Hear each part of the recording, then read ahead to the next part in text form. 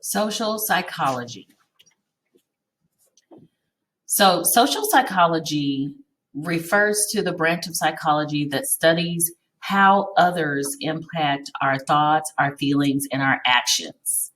It is based on the way we think about and interpret ourselves and our experiences with other people.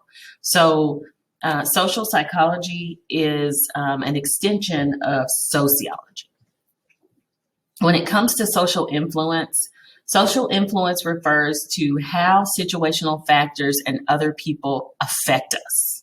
Like how do things in society impact us?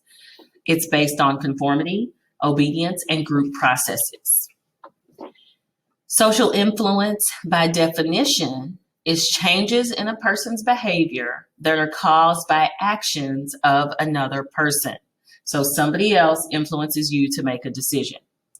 I am now wearing blue jeans because my friends like wearing blue jeans. Conformity is a change in behavior to conform to a group norm as the result of real or imagined group pressure. Nobody at my school does their work, so I won't do my work either because I think they'll think of me as a sellout if I do that. With conformity, a person will have a change in thoughts, feelings, and actions because of real or imagined group pressure. That's the key word. It could be imagined. It may not actually be there. There are some factors that drive an individual's ability to conform, such as normative social influence, informational social influence, and reference groups. Normative social influence is conforming to something in order to avoid rejection or gain social support. So that might be allowing another student to copy your work so that they don't reject you or so that they like you. Informational social influence has to do with accepting the opinions of others as reality. So informational has to do with getting information. So you won't even do your own research. You'll just believe that what your friends say is true. Why do people comply with the things that occur around them? Compliance is the act of behaving in accordance with a direct request from another person. There's the foot in the door technique, which says that first, a person will reply to a large request after they've gained entry into a person's life by first starting with a small request. So it's like if you're in a mall and somebody says, hey, can you come here for a moment? I want you to smell this. And you take a smell of some perfume. And the real goal was that they get you to buy, some perfume or whatever. And so they get you to smell it. They tell you, oh, you can have this sample for free, but really we want you to purchase this, $100 container of perfume. That's the foot in the door technique. They ease their way into your life. The door in the face technique is the exact opposite. It's when a person gets compliance by starting with a large unreasonable request that you know will be turned down, and then following it with a much smaller, more reasonable request. So let's just say you want to go on a vacation. So you talk to your significant other and you say, hey, I was looking up vacations. How does the trip to Bora Bora sound? And your significant other says, well, sounds good. How much does it cost? And you say $20,000. And they're like, no way. Okay, well, what about if we just took a trip to Hawaii? How much does that cost? Maybe $5,000. So you get what you want, but you start out by asking for something that's unreasonable. The lowball technique is another compliance technique. These are often used in infomercials where a compliance to a costly request is gained first by getting compliance to an attractive, less costly request and then reneging on it. It's like having an introductory offer. So, if you get this, then you get this. And then there's the that's not all technique, which is compliance to a planned second request that's gained by presenting this information as it's a part of the first. Whenever on an infomercial they say, and that's not all. Not only if you order right now, not only will you get one of these, but you'll get another one and a bag free. Obedience is the act of following direct commands, usually from an authority figure. Conformity and obedience are not always bad, especially if they have to do with, parenting and things like that. Here are some additional factors related to obedience. Socialization to the authority figure. We're taught to listen and respect authority, such as our parents, such as our teachers, such as our doctors. And we already talked about the foot in the door technique and adherence to ideologies, cultural things that you may have been taught, and having a relaxed moral guard is evil not always looking evil. There are two ways that people can persuade you, either through the central route or the peripheral route. The central route of persuasion focuses on the arguments and the content of the message. So it's like if you are hearing a political debate, you might decide to vote for a candidate because you found the candidate's views and arguments convincing. That would be the central route. That means you're persuaded by the arguments. But if you're persuaded by anything other than the argument or the message, that's the peripheral route. That's if you think the candidate is attractive. I'm going to vote for him because he's cute. When it comes to groups and how groups influence other people, there are some terms related to that, including social facilitation, social loafing, and diffusion of responsibility is related to both. Social facilitation tells us that when other people are around us, we are very aroused, awake, and alert, and our performance on simple, familiar tasks is improved. So if you're in a group having to work with others, you will probably be on your P's and Q's. You will work your hardest. If a task is simple. If we get a task that's difficult or too easy, then if we get a task that's difficult or unfamiliar, having other people around us is going to play into negativity. You might start saying things like, this is too hard to do, and all agreeing with that, and so no work gets done. But if it's a simple, familiar task, a group can work well together on it, according to social facilitation theory. Social loafing is the tendency people have to exert less effort if they are working in a group towards a common goal than when they're working on their own. If there's a group of 4, people only want to work 25%. They only want to do 25% of the work. Whereas if they were working on their own, they would do 100% of the work. Social loafing is the main reason people don't like to work in groups, because they feel like everybody won't do their part. Diffusion of responsibility is the lessening of a sense of individual responsibility for a task if there's a group completing it.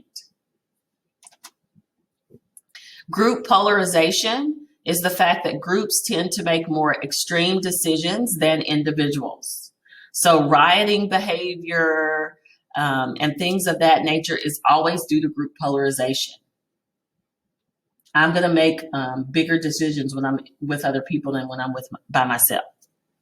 Group think is something that happens in highly cohesive groups that get along well with each other. They tend to think alike on various issues. They tend to suppress their reservations with the group, and they're concerned with group harmony. Group think is the idea that groups think alike and do things alike, and they don't want to disrupt that feeling. That can be a good thing and a bad thing. De-Individuation is the fact that people feel anonymous and aroused when they are in groups. They get swept up in the crowd because of diffusion of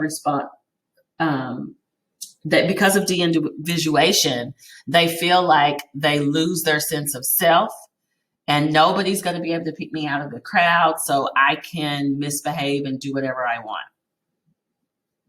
Altruism is our desire to help others. Most people who help others do so for egotistic reasons, because they feel better, because they feel good about doing it. They like helping other people. They know what it was like to be in need, so now they want to pay it forward. There was a situation, there was a story that floats around in psychology called the Kitty Genovese story, which tells us that when a large group of people are around and someone yells for help, they are less likely to get the help they need because of the bystander effect. Whenever there's an emergency, everybody always feels like somebody else will do the work. Somebody else will call 911. Someone else will help out.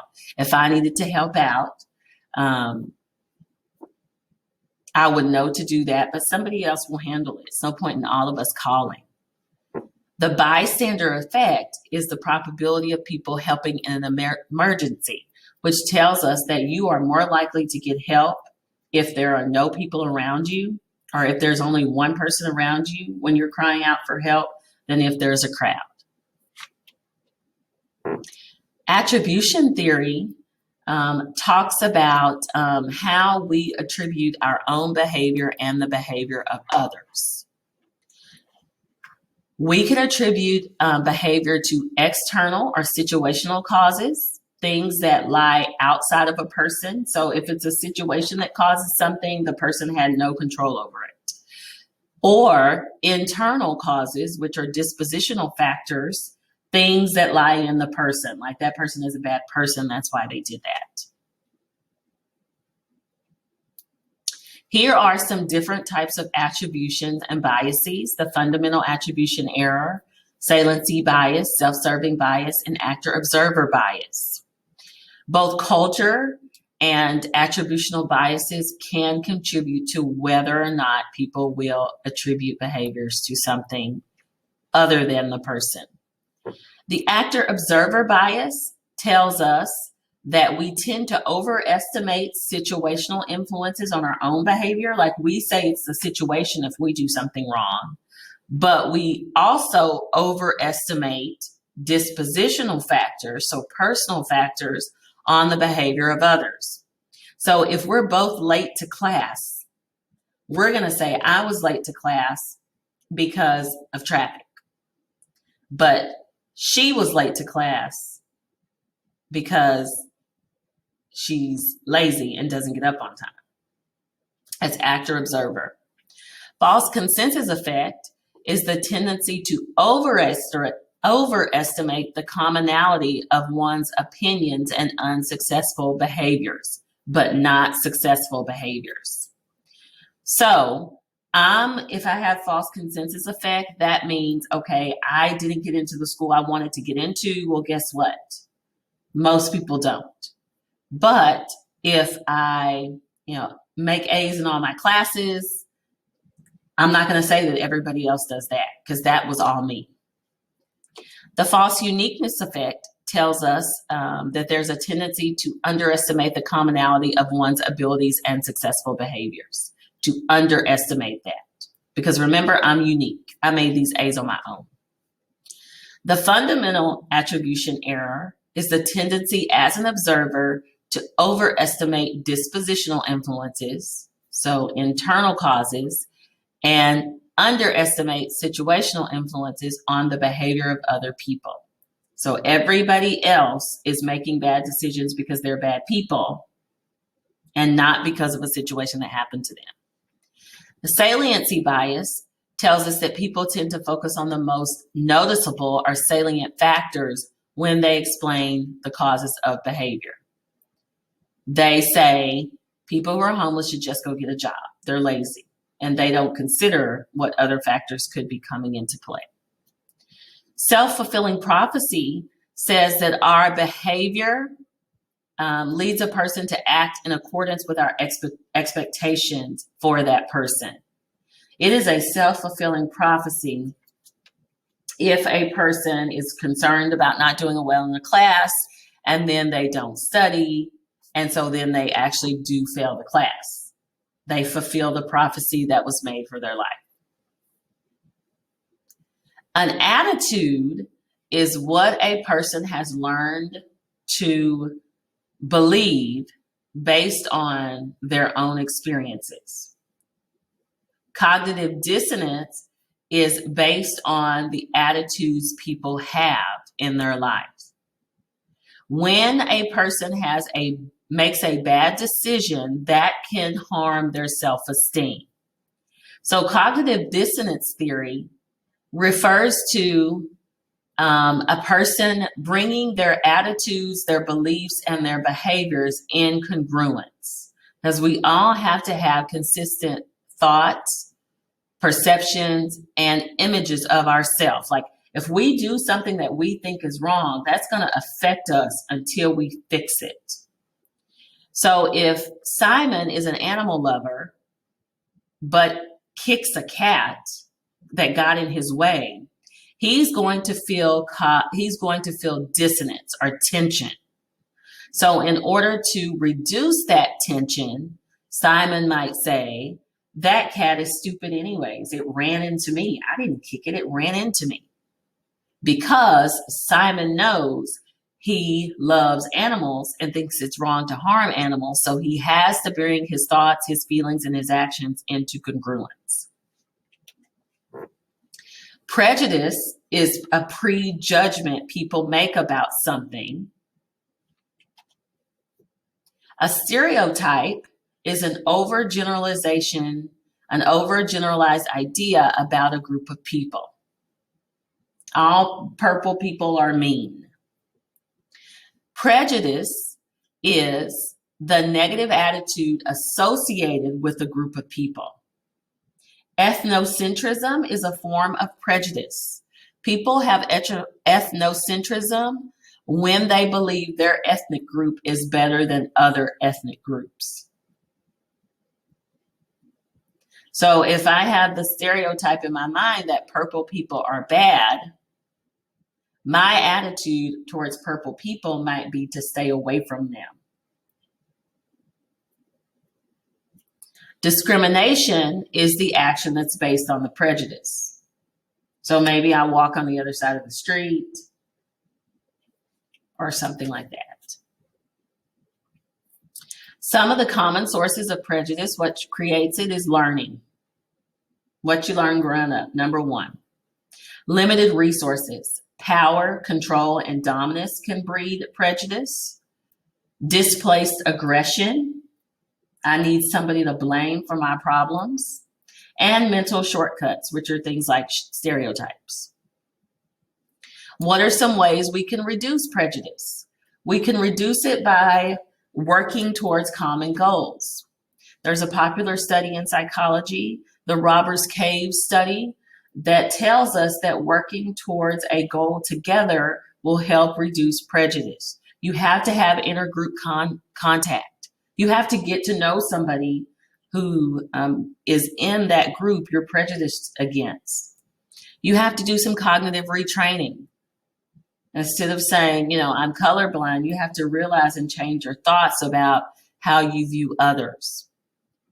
You have to work through your cognitive dissonance, saying one thing, but then behaving in a different way. And you have to practice empathy and put yourself in another person's shoes. Here are the roots of prejudice. The just world phenomenon tells us that people believe the world is just, they believe the world is fair, and they believe people get what they deserve and deserve what they get. In-group bias is believing that us, the people I share a common identity with, are better than my out-group, them, who are different from us. In-group bias tells us we favor our own group over other groups, our own in-group. Scapegoat theory is the prejudice that offers an outlet for anger and provides people with somebody to blame. For example, after 9/11, many people were enraged and took their anger out on Arab Americans. And we know that that was wrong. They were just looking for somebody to blame who had absolutely nothing to do with what had happened in 9/11. The other race effect is also known as cross-race effect or the own race bias. This is our tendency as babies and children to recall the faces of our own race more accurately than other races. It starts to happen between about 3 and 9 months because remember, during those ages, up to 3 months, children are just receiving their environment and they're using their senses to see what's going on around them. So the first race they notice is their own. Enemy perceptions are things like self-fulfilling prophecy that can lead to the fulfillment of a prophecy, social trap, which is a situation which conflicting parties pursue their own interests and they engage in mutually destructive behavior, and mirror image perceptions, which are the multiple views we have about conflicting people. We see them as untrusting and they see us as untrusting. So we have mirror perceptions of each other. I think you're bad, you think I'm bad. Aggression. Aggression is based on biological factor. It's instinctual for most humans. It's related to elevated testosterone levels and low neurotransmitter levels. From a psychosocial standpoint, aggression can be explained by substance abuse, aversive stimuli, being raised in a certain culture with aggressive models, watching entertainment that's aggressive, and violent media. The Bobo doll experiment in psychology tells us that children will learn how to behave by watching others behave certain ways. Some of the ways we can reduce aggression is through catharsis, which is releasing our aggression in non-harmful ways. Maybe punching a pillow instead of actually punching a person, and introducing incompatible responses, like instead of being angry, purposely laugh. The American Psychological Association has some recommendations on how to reduce gun violence, teaching better social and communication skills, mentoring and conflict resolution, and then, of course, rehabilitation programs for juveniles with a history of aggressive behavior. This tells us the models for violence, and this is talking about the Bobo doll experiment and how 72 children were asked to watch adults interact with a Bobo doll, and most of them were aggressive towards it because that's what they saw the adults do. Interpersonal attraction has to do with how much we admire and like other people. Attraction to others is usually based on physical attractiveness, how hot or physically desirable we see a person as. Proximity, how geographically close are we to others? You're going to be in relationships with people who are close to you. And we know that long distance relationships have their challenges. And then also similarity, shared tastes, interests, and traits. This just gives you a little more information about physical attractiveness. Women are valued more for their looks and youth, whereas men are more valued for their ambitiousness and financial resources. Again, proximity has to do with how geographically close two people are to each other, because being close to each other is going to create opportunities for interaction. People also like others who are similar to them. So similar in ethnic background, social class, interests, attitudes, and values. There is a triangular theory of love according to Sternberg, which says that intimacy, passion, and commitment play a major role in your ability to love somebody, and that can result in consummate, romantic, companionate, or factious love towards another person. Liking is the intimacy without passion and commitment. Romantic love is intimacy plus passion. Factious love is passion with commitment but lacking intimacy. Infatuation is passion towards another person without commitment or intimacy. Companionate love is intimacy and commitment without passion. Empty love is commitment without intimacy or passion. And consummate love is passion, intimacy, and commitment. That's what a healthy marriage is made of: passion, intimacy, and commitment. So what are the keys to a healthy relationship? If you want to have a healthy relationship with other people, the relationship has to be equitable. You have to feel like you are getting from the relationship what you're giving to it. And there has to be a healthy dose of self-disclosure. So you have to feel like not only do I share intimate parts of myself, but this other person shares intimate parts of themselves with me as well. And that is everything you need to know about social psychology.